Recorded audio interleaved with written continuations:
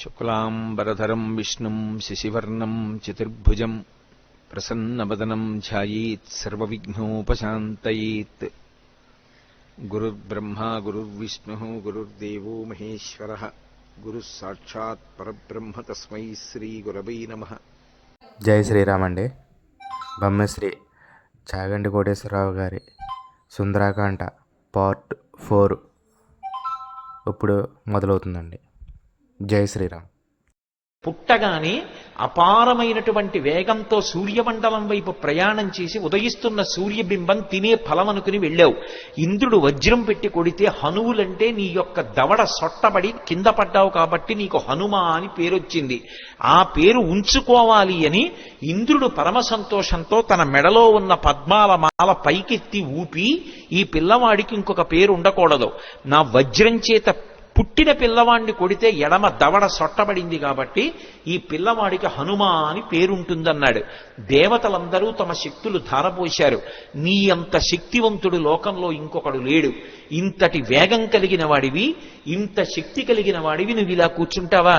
ఒకప్పుడు నాకు కూడా ఎంతో బలం ఉండేది. వామనమూర్తిగా శ్రీ మహావిష్ణువు ఈ భూమ్యాకాశములనన్నింటినీ ఆక్రమిస్తే ఇంతంతైవటుడింతయై వరుయుతానింతై యభోవీధిపై అంతై తోయదమండలగ్రమణ కల్లంతై ప్రభారాశిపై అంతై చంద్రునకంతయై ధ్రువునిపై అంతై మహర్వాటిపై అంతై సత్య పదోన్నతుండకుచు బ్రహ్మాండంత సంవర్ధియ్యి అని పెరిగిపోతే ఆ వామనమూర్తికి త్రివిక్రమావతారానికి 21 మార్లు ప్రదక్షిణం చేశాను నేను. కానీ ఇప్పుడు వృద్ధుణ్ణైపోయాను, బడలిపోయాను, 100 యోజనములు దాటలేను. కాబట్టి పిల్లవాడివి, శక్తివంతుడవు, నువ్వు శక్తి పుంజుకొని బయలుదేరాలని జాంబవంతుడు హనుమతో మాట్లాడి ఒక మాట అన్నాడు. హనుమాన్ హరిరాజస్య సుగ్రీవస్య సమోహ్యపి రామలక్ష్మణయోశ్చాపి తేజసాచ బలీనచ. జాంబవంతుడు రామాయణంలో ఏదైనా చెప్పాడు అంటే దానికి ఒక ప్రమాణం ఉంటుంది. ఎందుకంటే సృష్టికర్త అయిన బ్రహ్మగారు ఆవలిస్తే బ్రహ్మగారి అంశతో బయటికి వచ్చినటువంటి వాడు. ఆయన అంటున్నాడు, హనుమాన్ హరిరాజస్య, ఓ హనుమ, నువ్వు వానరులకంతటికీ కూడా రాజుతో సమానమైన వాడివి. పేరుకి సుగ్రీవుడు రాజు, కానీ సుగ్రీవుడి కన్నా నువ్వు ఏ విషయంలో తక్కువ కాదు. సుగ్రీవుడే కాదు, రామలక్ష్మణయోశ్చాపి తేజసాచ బలీనచ, రామలక్ష్మణులతో కూడా నువ్వు తేజస్సులో బలంలో సమానమైనటువంటి వాడివి. అటువంటి వాడివి ఇలా కూర్చుంటావా?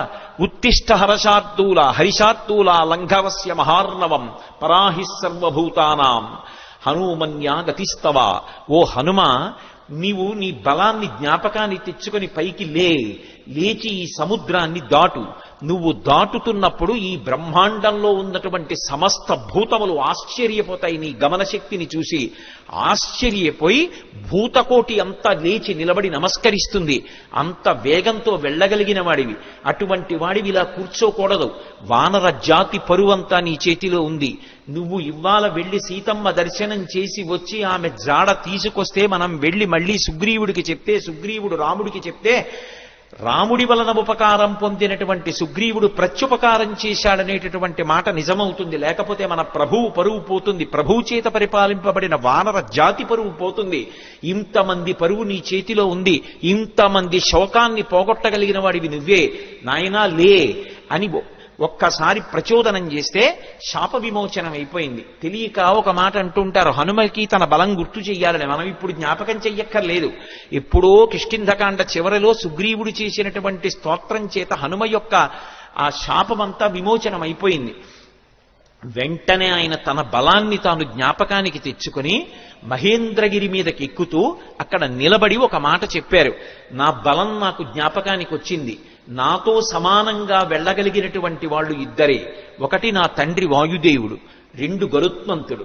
నేను ఎంత వేగంగా వెడతానంటే సూర్యుడు ఉదయాద్రి మీద ఉదయించి ప్రయాణం ప్రారంభం చేసినప్పుడు సూర్యుడితో పాటుగా ప్రయాణం ప్రారంభం చేసి సూర్యుడు మధ్యాహ్నానికి ఆకాశం మధ్యలోకి వచ్చేటప్పటికి నేను పశ్చిమాద్రికి వెళ్ళి పశ్చిమాద్రిని ముట్టుకుని మళ్లీ తిరిగి వచ్చి మధ్యాహ్నం సూర్యబింబాన్ని కలవగలను. అంత వేగంతో వెళ్ళగలను. సముద్రం మీద నేను వెడుతున్నప్పుడు నా వేగాన్ని తట్టుకోలేక నా తొడల యొక్క వేగానికి సముద్రాన్నంతటినీ చాప చుట్టినట్టు చుట్టి నీటిని పైకెత్తి తీసుకుపోగలను. ఆకాశంలో ఉండేటటువంటి మేఘములనన్నిటినీ కూడా నా భుజముల చేత కట్టకట్టి ఈడ్చేయగలను. ఈవలి ఒడ్డున నిలబడి ఆవలి ఒడ్డుని నా చేతితో స్పృశించగలను, పర్వతములను పైకెత్తి ఆడి వాటిని చూర్ణములను చెయ్యగలను, ఈ భూమినంతటినీ చుట్టతాను, సముద్రాలన్నింటినీ కూడా కలచివేసి అవి తమ చెలియల కట్టలు దాటి ప్రవహించేలా చెయ్యగలను. అంతటి శక్తివంతుడనన్న విషయం నాకు అర్థమైంది.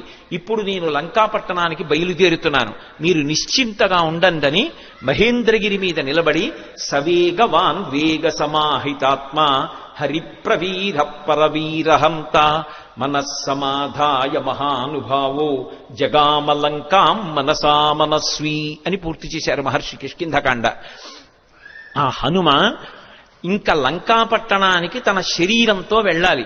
కానీ ఆయన అత్యంత ఉత్సాహంతో తన మనసుతో ఏనాడో చేరిపోయారు లంకాపట్టణానికి.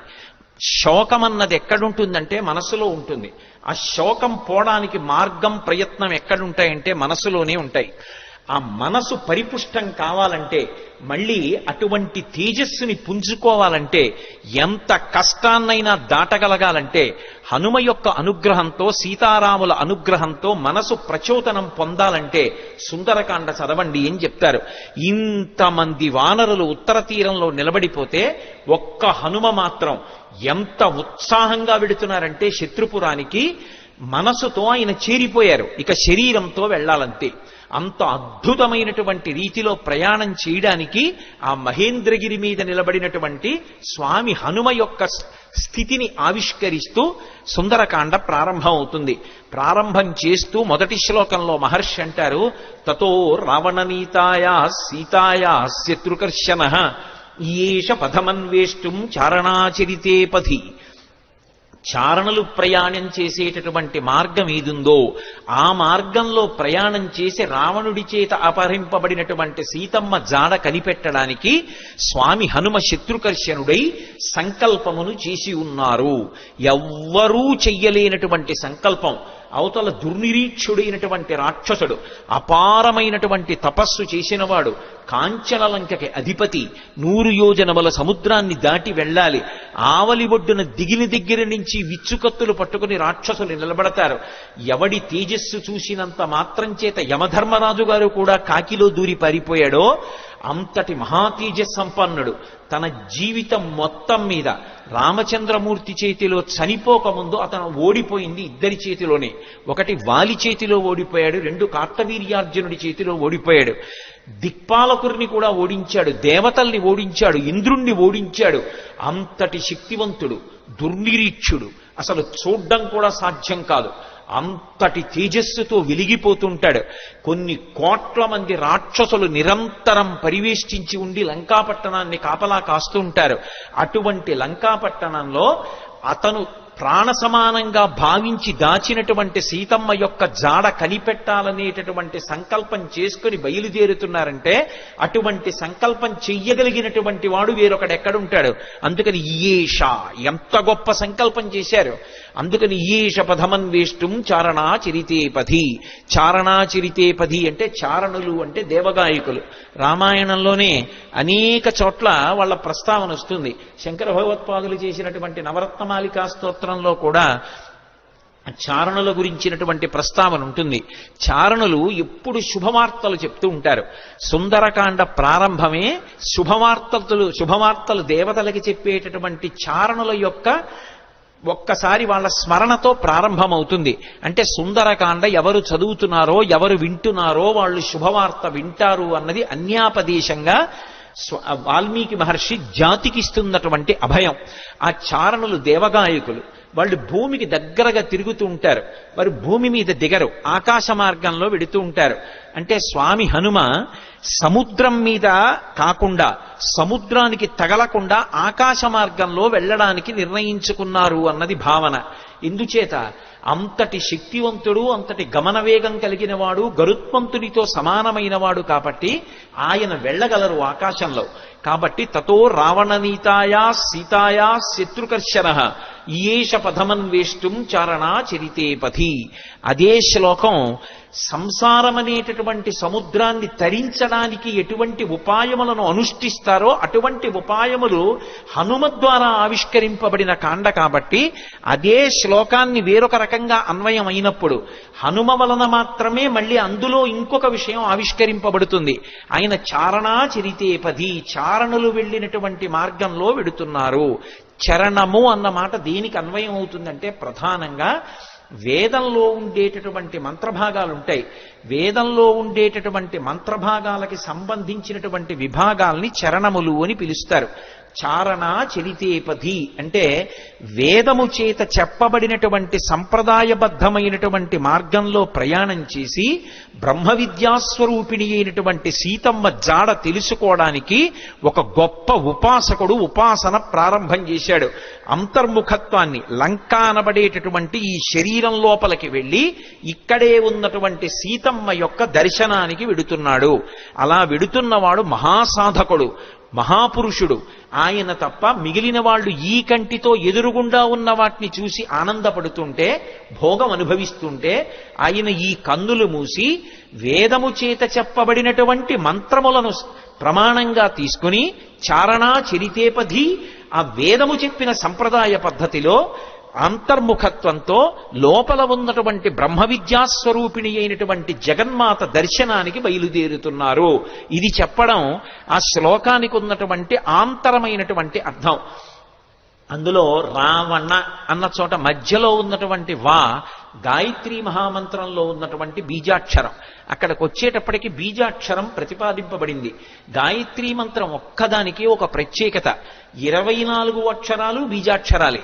24 అక్షరాలకి ఋషులున్నారు, 24 అక్షరాలకి అధిష్టాన దైవాలున్నారు. ప్రత్యేకించి ఈ వా అన్న అక్షరాన్ని రోజు గాయత్రీ మహామంత్రంలో అంతర్భాగంగా ఎవరు జపం చేస్తారో వాళ్ళకి అజ్ఞానము తొలగిపోయి జ్ఞానము కలుగుతుంది. అంత గొప్పగా అజ్ఞానమును తొలగించగలిగినటువంటి ఒక యోగి స్వరూపయ్యి అటువంటి మార్గాన్ని మనకి ప్రచోదనం చేస్తూ ఉపాసనా రహస్యములను ఆవిష్కృతమయ్యేటటువంటి రీతిలో స్వామి హనుమ లంకాపట్టణానికి బయలుదేరుతున్నారన్నది ఆ శ్లోకంలో సంకేతం. అందుకని తతో రావణనీతాయా సీతాయా శత్రుకర్షణ ఈయేష పథమన్వేష్టం చారణా చరితేపథి. శత్రుకర్షణ అంటే శత్రువులను అణచినవాడు. ఏవి శత్రువులు? కామక్రోధ లోభ మద మోహమాత్సర్యములే శత్రువులు. కానీ లోకంలో అందరికీ ఎవడి కామం వాడికి సంతోషంలా అనిపిస్తే అవి శత్రువులని భావించి వాటిని పక్కకి పెట్టి భగవద్దర్శనం కోసమని శ్రమిస్తున్నవాడెవరున్నాడో వాడు ఉపాసకుడు. అందుచేత ఆయన శత్రుకర్షణుడైనటువంటి హనుమ బయలుదేరుచున్నారు. ఈ శ్లోకంలో గొప్ప విషయం ఏమిటంటే అసలు ఎప్పుడూ రామాయణం వినని వాడికి ఈ శ్లోకంతో కథ మొదలు పెట్టారనుకోండి, అందులో హనుమ పేరు లేదు. మీరు పూర్వాపరాలు చెప్తే తప్ప ఎవరు బయలుదేరుతున్నారో తెలియదు. కానీ ఈ జాతి గొప్పతనం ఏమిటంటే రామాయణం తెలియని వారు ఉండరు కాబట్టి హనుమ బయలుదేరుతున్నారు అని నేను చెప్పేసేయచ్చు. యథార్థంగా ఆలోచిస్తే అందులో ఎక్కడుంది హనుమ పేరు? ఆ ప్రారంభ శ్లోకంలో తతో రావణనీతాయా సీతాయా శత్రుకర్షణ ఈయేష పథమన్వేష్టం చారణా చరితేపథి. ఆయన బయలుదేరుతున్నారు. ఎవరాయన? హనుమ. అంటే కిష్కింధకాండతో అన్వయం చేయి. సుందరకాండని సుందరకాండగా మొదలు పెట్టేయవద్దు. సుందరకాండ గొప్పతనం తెలియాలంటే, రామకథా బలం తెలియాలంటే, హనుమ యొక్క వైభవం తెలియాలంటే, అందరూ సంతోషాన్ని పొందడం మొదలైందని తెలియాలంటే, ఆయన ప్రయాణించేటటువంటి ఆయన శక్తి నీకు తెలియాలంటే కిష్కింధకాండతో అన్వయం చేసి సుందరకాండ మొదలుపెట్టు సుమా. అన్యాపదేశంగా మహర్షి యొక్క సంకేతం. అందుకని ఇప్పుడు స్వామి బయలుదేరడానికి సిద్ధంగా ఉన్నారు. ఆ నిలబడినటువంటి స్వామి యొక్క మూర్తిని వర్ణిస్తూ అంటారు ఆయన, దుష్కరం నిష్ప్రతిద్వంద్వం చికీర్షం కర్మవానర సముదగ్ర శిరోగ్రీవో గవాం పతిరివాబభౌ అంటారు. ఆయన తల బాగా రిక్కించి 2 చేతులు నడుం మీద పెట్టి బలాన్ని పుంజుకుని దూరంగా 100 యోజనముల సముద్రాన్ని చూస్తూ ఆ దక్షిణ దిక్కు వంక చూస్తూ నిలబడితేట ఆయన ఎలా ఉన్నారంటే ఎదురుగుండా ఒక పెద్ద ఆబోతు నిలబడిందా అన్నట్టుగా ఉన్నారట. ఆబోతు నిలబడిందా అన్నట్టుగా ఉన్నారన్న దాంట్లో ఒక సంకేతం. ఆబోతు అంటే నందీశ్వరుడు. నందీశ్వరుడు అంటే లోపల ఆనందం పొందుతూ ఉంటాడు. నంది శివాలయంలో ఎప్పుడు శివలింగాన్ని చూస్తూ ఉంటాడు. ఆయన దగ్గరికి వెళ్ళి మీరు మేళం చెయ్యండి, రోహిణీ కార్తెలో ఎండ రానివ్వండి, రోళ్లు పగిలిపోతుండనివ్వండి, హోరుమని వర్షం పడుతుండనివ్వండి, భక్తి ఎక్కువైపోయి ఆయన తోక కింద దీపం పెట్టండి, అరటిపండు ముక్క తీసుకెళ్లి ఆయన మూతికి రాసేసి గాజు ఈగలు ముక్కులో దూరనివ్వండి, ఆయన తల కూడా ఇలా కనపడు. పృష్ఠభాగాన్ని ప్రపంచానికి ఇస్తాడు, దృష్టిని శివలింగం మీద పెడతాడు. దుష్కరం నిష్ప్రతిద్వందం చికీర్షం కర్మవానర సముదగ్ర శిరోగ్రీవో గవాంపతిరివా బభౌ. అసలు ఆ శ్లోకాన్ని చదవడం కష్టం. అంటే అది సామాన్యమైన విషయం కాదు సుమా, అందరూ చేయగలిగిన విషయం కాదు. కాంచనలంకలో రావణుని చేత బంధీకృత అయినటువంటి సీతమ్మ తల్లి దర్శనం చేస్తానని ధైర్యంగా సంకల్పం చేసి నిలబడగలగడమే అంత తేలికైన విషయం కాదు. అటువంటి సంకల్పం చేసినటువంటి వాడు కేవలం తాను ఆచరించవలసినటువంటి ప్రణాళిక మీద దృష్టి పెట్టి తాను 100 యోజనముల సముద్రాన్ని దాటి వెళ్ళవలసినటువంటి విషయం మీద ఆలోచిస్తున్నారు తప్ప పిరికితనం కాని, వెళ్ళగలనా అని కాని, వెళ్ళలేనా అని కాని, అసలు రెండవ ఆలోచనకి తావులేని రీతి. సుందరకాండ 5వ పార్ట్లో కలుసుకుందామండి. అందరికీ జై శ్రీరామ్.